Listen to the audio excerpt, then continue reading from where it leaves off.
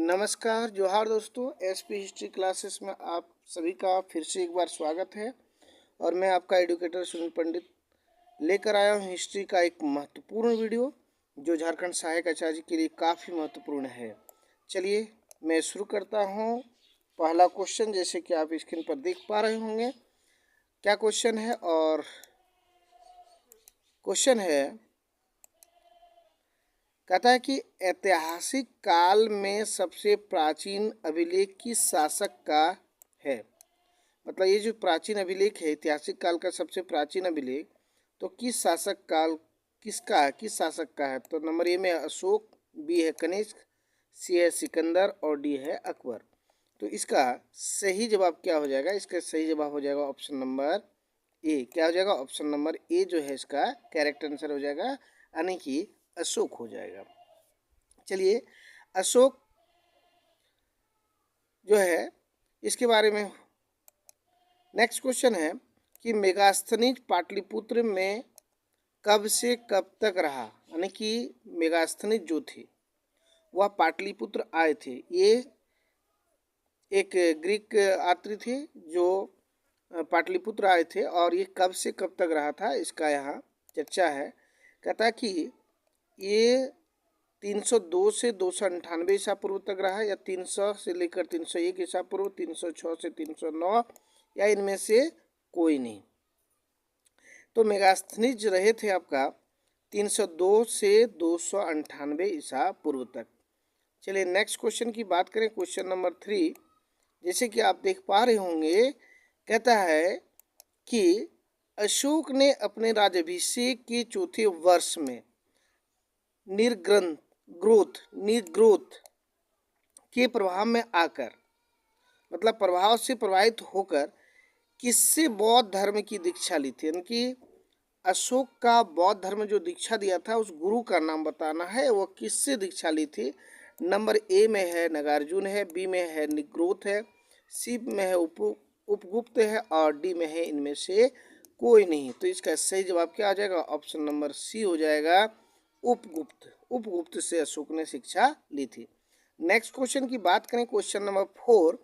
मौर्य काल में आय का मुख्य स्रोत क्या था। यहाँ आय का मुख्य स्रोत के बारे में पूछ रहे हैं कि मौर्य काल का आय के जो स्रोत थे वह क्या थे। तो यहाँ था एक में है आयकर है, निर्यात कर है, भूमि कर है, या इनमें से कोई नहीं है।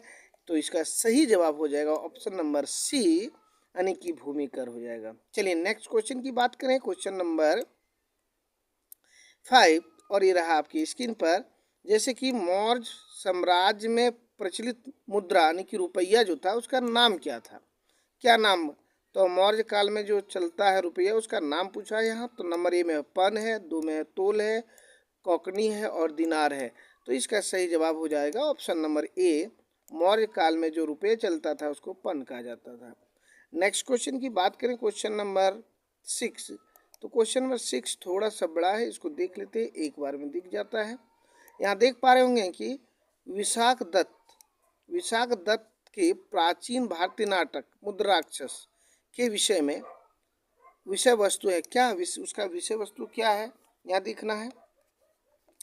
तो कहता है कि प्राचीन हिंदू जनश्रुति के देवताओं और राक्षसों के बीच संघर्ष का बारे में इसमें वर्णन है, या एक आर्य राजकुमारी और एक कबीली महिलाओं की प्रेम कथा का बारे में वर्णन है, या 2 आर्य कबीले के बीच सत्ता के संघर्ष की कथा के बारे में है, या चंद्रगुप्त मौर्य के दरबार में दुर्भिक्ष संधि के बारे में वर्णन है। तो इसका सही जवाब क्या हो जाएगा? तो इसका सही जवाब हो जाएगा ऑप्शन नंबर डी, यानी इसमें जो है आपका चंद्रगुप्त मौर्य के दरबार में समय में राज दरबार की दुर्संधियों के बारे में वर्णन किया गया है, यानी कि मुद्रा राक्षस में। नेक्स्ट क्वेश्चन की बात करें, 6 का डी सही है। चलिए नेक्स्ट क्वेश्चन की बात करें, क्वेश्चन नंबर 7 में क्या है कि अशोक के शिलालेख में उसकी पत्नी के लिए क्या नाम आया है। अशोक के शिलालेख जो है तो उनकी पत्नी का क्या नाम आया है। नंबर ए में है आपका, जैसे कि आप देख पा रहे होंगे, नाम एक है सरस्वती है, बी में आयुतिक है और सी में कारुवाकी है। इनमें से कोई नहीं डी में है। तो इसका सही जवाब हो जाएगा ऑप्शन नंबर सी, कारुवाकी का नाम इसमें आया है। नेक्स्ट क्वेश्चन की बात करें, क्वेश्चन नंबर 8 क्या है? क्वेश्चन नंबर 8 है कि अशोक ने धम्म की परिभाषा दी है और उसका स्रोत निम्नलिखित में से क्या है? नंबर 1 महावस्तु है, बी अभिधाम पिटक है, विनय पिटक है और राहुलो वात्सुत है। तो अशोक के दाम की जो परिभाषा है उसका मुख्य स्रोत क्या है? तो ये उसका मुख्य स्रोत हो जाएगा आपका अशोक की धाम की जो है इसका मुख्य स्रोत जो हो जाएगा यहाँ ऑप्शन नंबर डी, ये हो गया राहुलो वात्सुत है। क्या है? ऑप्शन नंबर डी इसका सही जवाब है। नेक्स्ट क्वेश्चन की बात करें, क्वेश्चन नंबर 9, तो ये रहा 9 नंबर क्वेश्चन। कहता कि मौर्य काल की उत्कर्ष लिपि निम्नलिखित में से कौन सा है? मृदा शिल्प है, धातु कर्म है, प्रस्ताव शिल्प है या वस्त्र शिल्प है? तो ये क्या हो जाएगा? इसका सही जवाब क्या हो जाएगा? इसका सही जवाब हो जाएगा ऑप्शन नंबर सी। क्या हो जाएगा? ऑप्शन नंबर सी, प्रस्तर शिल्प है इसका सही जवाब हो जाएगा। नेक्स्ट क्वेश्चन की बात करें, क्वेश्चन नंबर 10 कहता है प्रथम मगध साम्राज्य की उत्कर्ष किस सदी में हुआ था? तो ये चतुर्थ सदी ईसा पूर्व है, छठी सदी ईसा पूर्व है, दूसरी सदी ईसा पूर्व है या पहली सदी ईसा पूर्व है? तो इसका सही जवाब हो जाएगा ऑप्शन नंबर बी, छठी सदी ईसा पूर्व में। नेक्स्ट क्वेश्चन की बात करें, क्वेश्चन नंबर 11, तो 11 क्वेश्चन नंबर आपका यहाँ है, जैसे कि आप देख पा रहे होंगे, ये रहा क्वेश्चन नंबर 11। कहता कि नेपोलियन को फ्रांस का सम्राट कब घोषित किया गया? ये 1904 दिया है, 1800 दिया है ईस्वी में, 1802 में और 1804 में। तो इसका सही जवाब हो जाएगा 1804 में नेपोलियन को फ्रांस का सम्राट घोषित किया गया था। और नेपोलियन फ्रांस का चांसलर कब बना था? तो 1799 में। चलिए नेक्स्ट क्वेश्चन की बात करें, क्वेश्चन नंबर 12 कि फरवरी 1801 में ईस्वी की ल्यूनेलियल की संधि नेपोलियन तथा किस देश के साथ हुई थी? तो ये ए में है फ्रांस, बी में ऑस्ट्रिया, सी में जर्मनी और डी में है स्पेन। तो इसका सही जवाब हो जाएगा ऑप्शन नंबर बी, ऑस्ट्रिया के साथ हुई थी। ये करेक्ट आंसर है। चलिए मिलते हैं नेक्स्ट क्वेश्चन से। नेक्स्ट क्वेश्चन में क्या है? रूस के शासक को क्या कहा जाता है? ये जो देखिए, रूस के शासक को क्या कहा जाता है? सम्राट कहते हैं, जार कहते हैं और राजा कहते हैं या बादशाह कहते हैं? तो इसका सही जवाब क्या हो जाएगा? ऑप्शन नंबर बी, रूस के शासक को जार कहा जाता है। चलिए आप लोग जो है जितने लोग वीडियो देखेंगे वो बताएंगे कि रूस के संसद को क्या कहते हैं, रूसी संसद को क्या कहते हैं, ये कमेंट बॉक्स में कमेंट जरूर कीजिएगा। चलिए नेक्स्ट क्वेश्चन देखते हैं। क्वेश्चन नंबर है 14, कहता कि सन 1856 ईस्वी में डलहौजी ने तोपखाने के मुख्यालय को, नहीं देखिए क्या लिखा है, तोपखाने के मुख्यालय को कलकत्ता से कहाँ हस्तांतरित किया? ये तोपखाना का मुख्यालय पहले कहाँ था? कलकत्ता में था, लेकिन लॉर्ड डलहौजी ने 1856 में उसको दूसरे जगह कर दिया। कहाँ कर दिया? मेरठ किया था, झांसी किया था, बुंदेलखंड किया था या दिल्ली किया था? तो ये चारों स्थान में से कौन सा स्थान में किया था? तो इसको हटा के वहाँ कलकत्ता से मेरठ कर दिया। ऑप्शन नंबर ए इसका सही जवाब है। नेक्स्ट क्वेश्चन की बात करें, क्वेश्चन नंबर 15 कहता है कालिदास यानी कि कवि कालिदास किसकी राज कवि थे? कालिदास किसके राज कवि थे? नंबर ए चंद्रगुप्त मौर्य के थे, बी समुद्रगुप्त के थे, सी चंद्रगुप्त द्वितीय विक्रमादित्य के थे और डी हर्ष के थे। तो कालिदास जो थे वह आपका चंद्रगुप्त द्वितीय यानी कि विक्रमादित्य चंद्रगुप्त सेकेंड के दरबारी कवि थे या राजकवि थे। नेक्स्ट क्वेश्चन है क्वेश्चन नंबर 16 कि फाहियान जो है वह किसके शासनकाल में भारत आया था? तो फाहियान जो है चंद्रगुप्त मौर्य प्रथम की, चंद्रगुप्त प्रथम के, अशोक के, हर्षवर्धन के या चंद्रगुप्त द्वितीय के? तो फाहियान जो है वह भारत आए जब थे उस समय भारत में जो है किसका सम्राट चलता था? तो वो चंद्रगुप्त द्वितीय का, यानी कि चंद्रगुप्त विक्रमादित्य या चंद्रगुप्त द्वितीय का। ऑप्शन नंबर डी इसका सही है। नेक्स्ट क्वेश्चन है क्वेश्चन नंबर 17, कहता है कि स्वालदा संस्कृति किस घाटी में विकसित हुई थी? ये स्वालदा संस्कृति जो है ये किस घाटी में विकसित हुई थी? रंगपुर है, चिरांद है, दायमाबाद है या ताप्ती है? तो ये घाटी जो है यह ताप्ती नदी क्षेत्र में विकसित हुई थी या नदी घाटी में विकसित हुई थी। नेक्स्ट क्वेश्चन है क्वेश्चन नंबर 18, जैसे कि आप देख पा रहे होंगे, कहता है कि गुप्त वंश के ह्रास के पश्चात, मतलब गुप्त वंश की समाप्ति के बाद उत्तर भारत में बड़े भाग का पुनर्गठन किसने किया था? गुप्त वंश के बाद, यानी गुप्त वंश की समाप्ति के बाद कौन सा वंश का उदय हुआ था, यहाँ पूछ रहा है। नंबर 1 चालुक्य है, राजपूत है, हर्षवर्धन है और शाक है।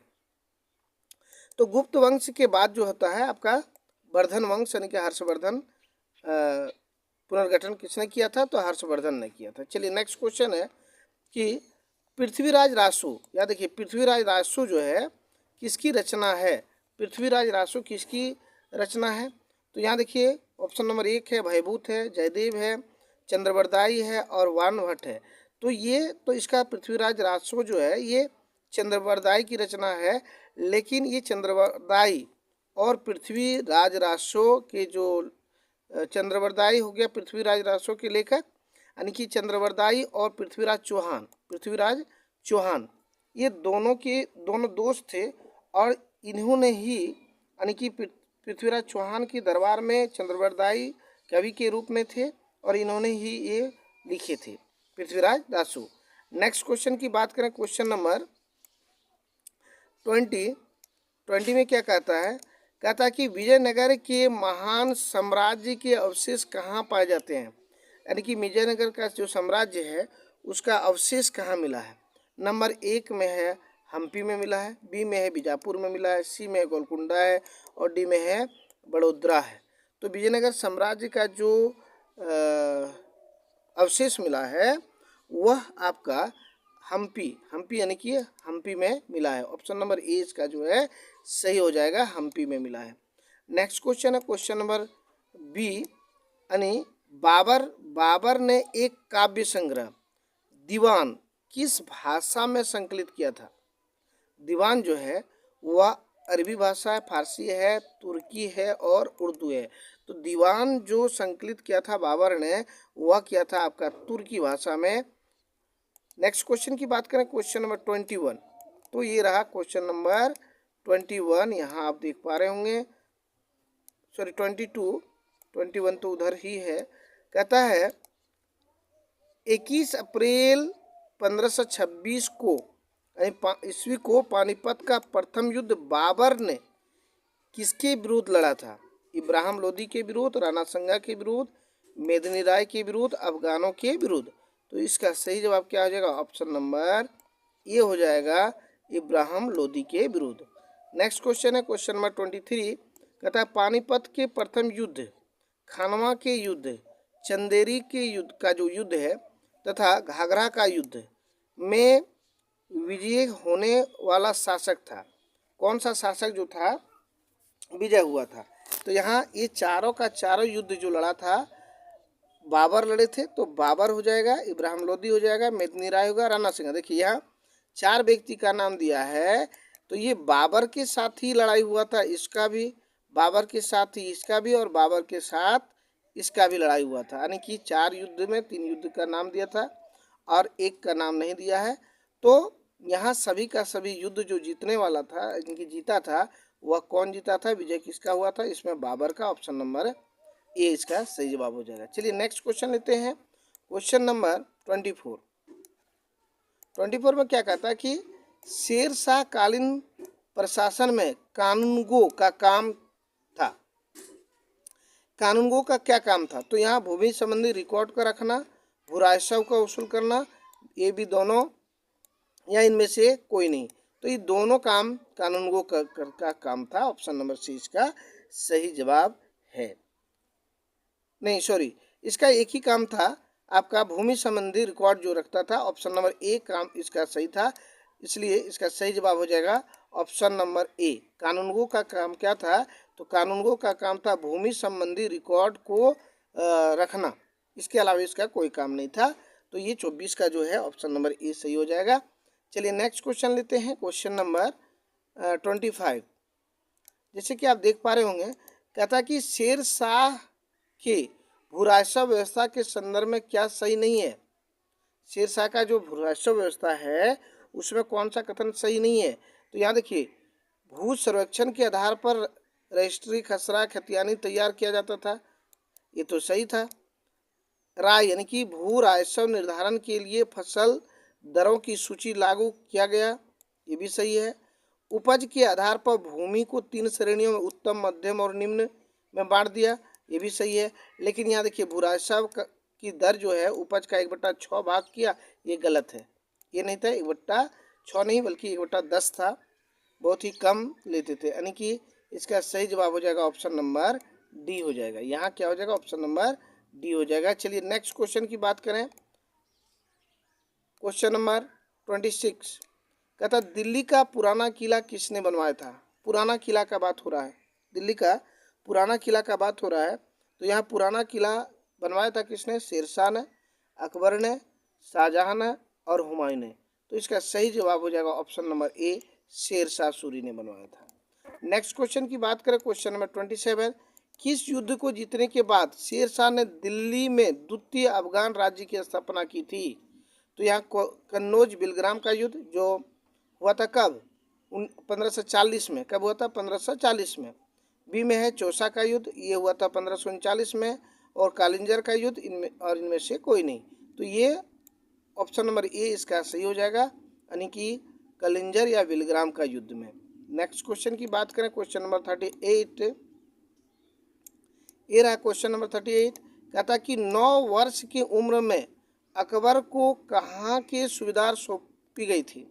जब अकबर मात्र 9 वर्ष की उम्र में थे, उस समय अकबर को सूबेदारी सौंपा गया था। तो कहाँ के सूबेदारी उसको सौंपा गया था? नंबर ए काबुल है, क्या है? नंबर ए में काबुल है, बी में सरहिंद है, सी में गजनी है और डी में उपरोक्त में कहीं कोई नहीं। तो इसका सही जवाब हो जाएगा ऑप्शन नंबर ए, यानी जब वह 9 वर्ष के थे तो उसको काबुल का सूबेदारी सौंपा गया था। नेक्स्ट क्वेश्चन है क्वेश्चन नंबर 29। कहता वे राजपूताना राज्य कौन सी है, मैंने कौन से हैं जो अकबर के अधीनता शांतिपूर्ण ढंग से स्वीकार कर लिया, मतलब आराम से वह उसके अधीन आ गया था, अकबर के अधीन। नंबर ए बीकानेर है, बी में जैसलमेर है, मेर है, जोधपुर है और उपरोक्त सभी है। तो इसका सही जवाब हो जाएगा इन सभी स्थानों ने एकदम शांतिपूर्वक अकबर की स्वतंत्रता को स्वीकार कर लिया था। नेक्स्ट क्वेश्चन की बात करें, क्वेश्चन नंबर 30। ये रहा क्वेश्चन नंबर 30। कहता कि अकबर ने जजिया कर कब समाप्त किया था? देखिए, जजिया कर की बात हो रहा है तो 1564 है, 1545 है, 1556 है और 1520 है। तो इसका सही जवाब हो जाएगा ऑप्शन नंबर ए, 1564 में जजिया कर समाप्त कर दिया था, ये राइट आंसर है। और अगर तीर्थ कर पूछे तो 1563 में हुआ था। नेक्स्ट की बात करें क्वेश्चन नंबर, तो क्वेश्चन नंबर 31 है, अकबर के काल में वतन जागीर के रूप में वंशानुगत भूमि अनुदान प्राप्त था।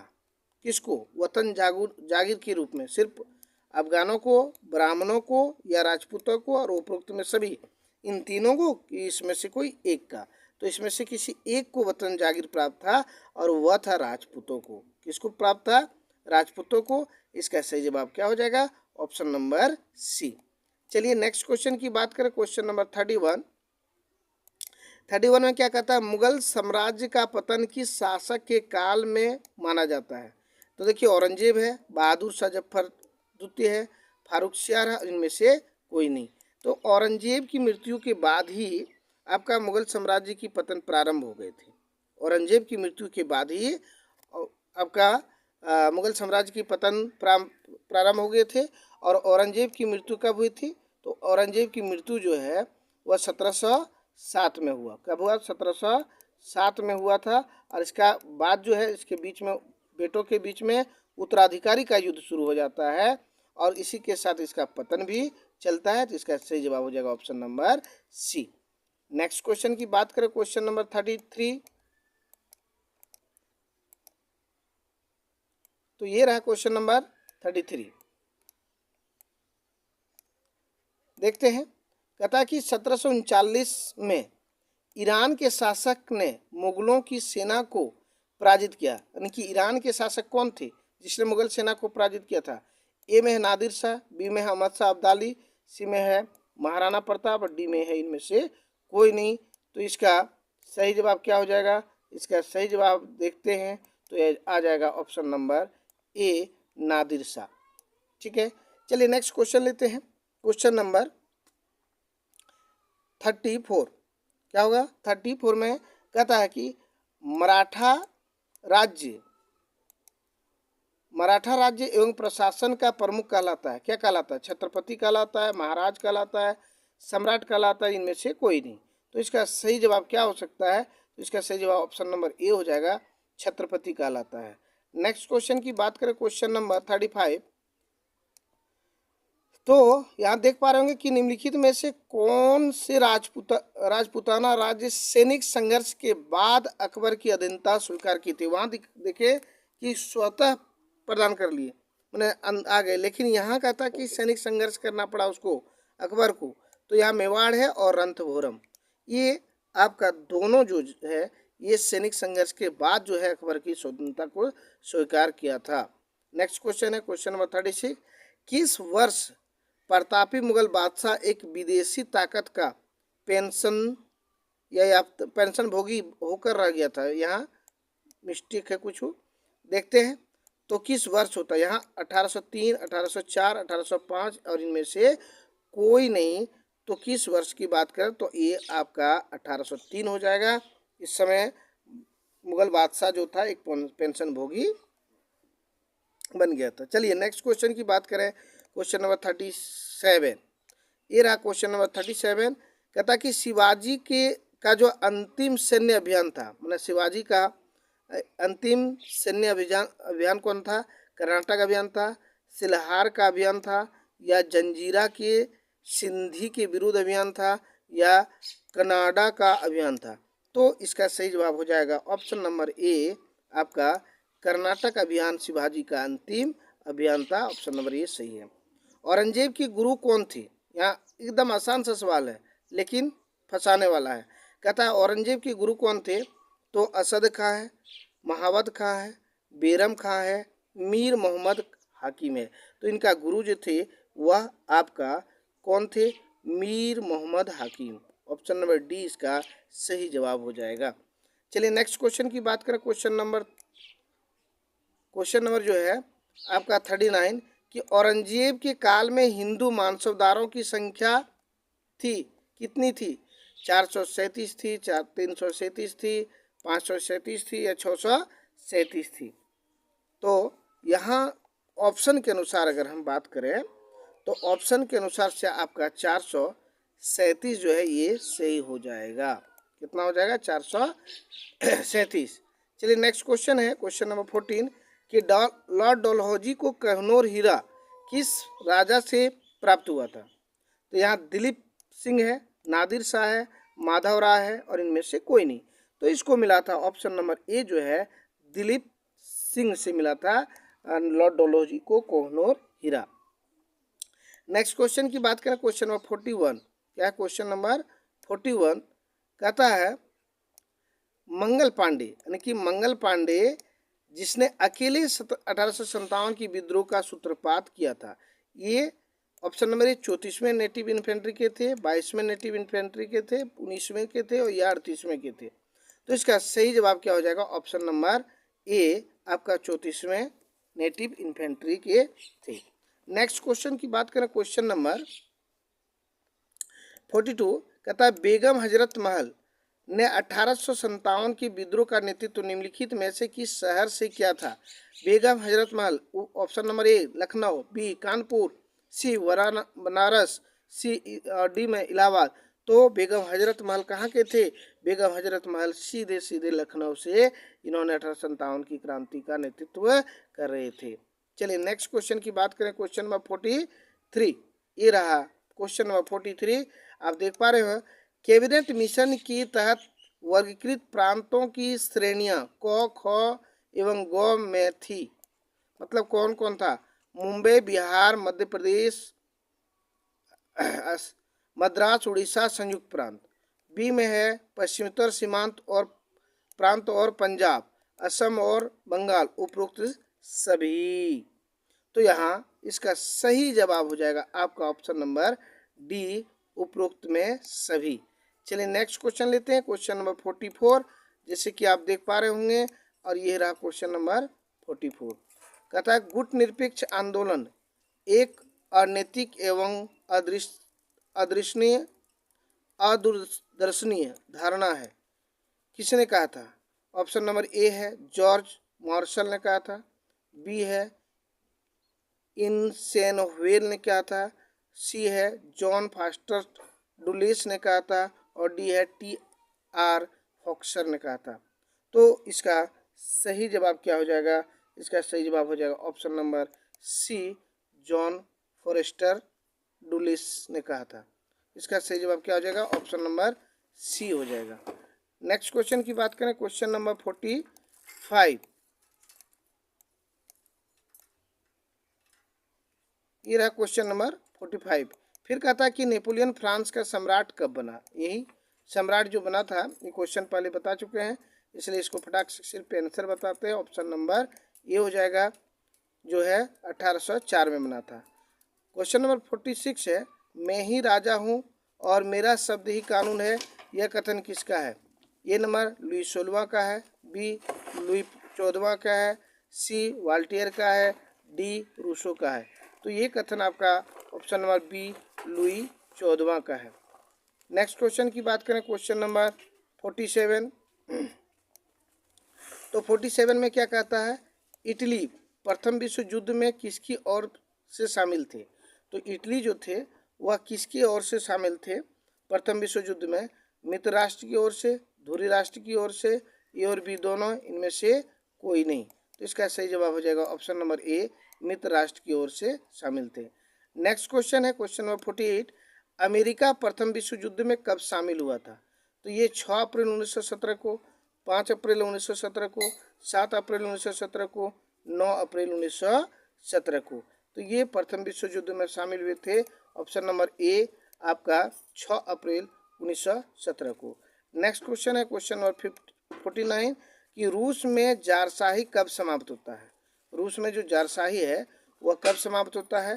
तो इसका सही जवाब हो जाएगा ऑप्शन नंबर ए, रूसी क्रांति, यानी कि 1917 में जब रूस की क्रांति होती है तो रूस में जारशाही समाप्त हो जाते हैं। चलिए नेक्स्ट क्वेश्चन लेते हैं, क्वेश्चन नंबर 50। ये रहा क्वेश्चन नंबर 50। कहता कि जर्मनी की ओर से द्वितीय विश्व युद्ध में प्रवेश करने वाला देश था। जर्मनी की ओर से पोलैंड था, रूस था, इटली था, या उपरोक्त में सभी था। तो इसका सही जवाब हो जाएगा ऑप्शन नंबर सी, इटली था द्वितीय विश्व युद्ध में। नेक्स्ट क्वेश्चन है 51। 1857 की विद्रोह के दौरान निम्नलिखित में से कौन अंग्रेजों के सक्रिय समर्थक नहीं था? इसमें कौन जो था वह अंग्रेजों के सक्रिय समर्थक नहीं था? हैदराबाद, भोपाल, नेपाल या असम।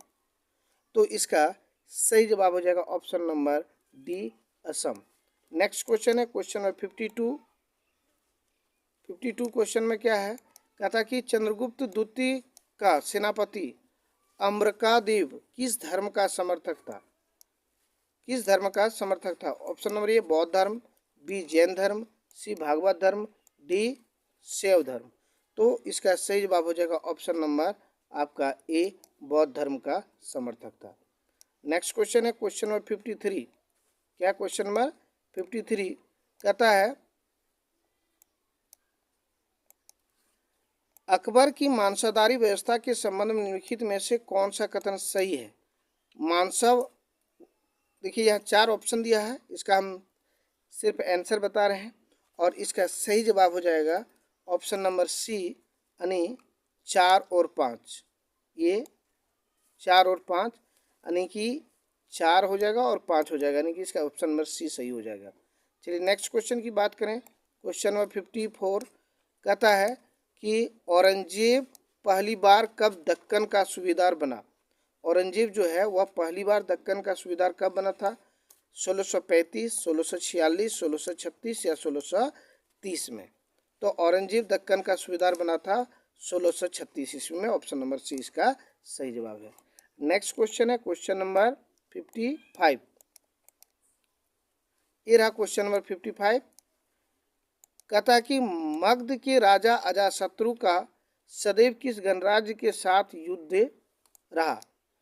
अजातशत्रु का जो युद्ध चल रहा था वह किस राजा के साथ चल रहा था? तो यहाँ वैशाली का जो राजा थे या वजीद संघ के जो राजा थे उसके साथ हमेशा युद्ध चलते रहा, यानी कि ऑप्शन नंबर ए इसका सही हो जाएगा। और नेक्स्ट क्वेश्चन है क्वेश्चन नंबर 56।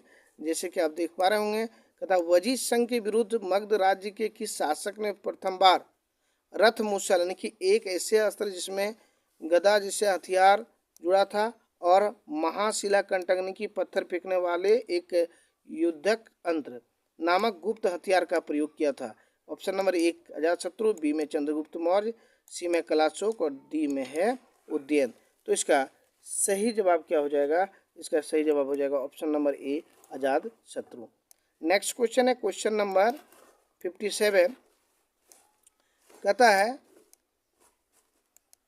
नेपोलियन को निम्नलिखित में से किस रूप में जाना जाता है? महान विजेता के रूप में, महान सुधारक के रूप में, कुशल प्रशासक के रूप में, उपरोक्त में सभी। तो नेपोलियन को जाना जाता है उपरोक्त में सभी के रूप में। नेक्स्ट क्वेश्चन की बात करें क्वेश्चन नंबर 58। कहता है कि बैंक ऑफ फ्रांस की स्थापना कब की गई थी? बैंक ऑफ फ्रांस की जो स्थापना हुई थी यह कब हुई थी? तो 1800 ईस्वी में, 1807 ईस्वी में या 1810 ईस्वी में या 1900 ईस्वी में। तो इसका सही जवाब हो जाएगा ऑप्शन नंबर ए 1800 ईस्वी में बैंक ऑफ फ्रांस की स्थापना की गई थी। नेक्स्ट क्वेश्चन है जयसिंह ने शिवाजी से पुरंदर की संधि कब की थी? जयसिंह ने शिवाजी के साथ जो पुरंदर की संधि की थी यह कब की थी? ऑप्शन नंबर ए आपका 1665 में, बी 1643 में, 1646 में और 1627 में। तो इसका सही जवाब हो जाएगा ऑप्शन नंबर ए 1665 ईस्वी में। चलिए नेक्स्ट क्वेश्चन लेते हैं और आज का अंतिम क्वेश्चन है। कहता है कि संत दादू ने गैर सांप्रदायिक का प्रचार किया था, उसका नाम था कृष्णा कल्ट, दैत्य, ब्रह्मा समुदाय या निपंक। तो इसका सही जवाब हो जाएगा ऑप्शन नंबर डी 60 का ऑप्शन नंबर डी निपक। तो आज का 60 महत्वपूर्ण क्वेश्चन रहा। वीडियो कैसे लगा? वीडियो अगर अच्छा लगा तो वीडियो को लाइक शेयर एवं कमेंट जरूर कीजिएगा और चैनल पर पहली बार है तो चैनल को सब्सक्राइब कर दीजिएगा। चलिए मिलते हैं नेक्स्ट वीडियो में, तब तक के लिए जय हिंद, जय भारत, वंदे मातरम।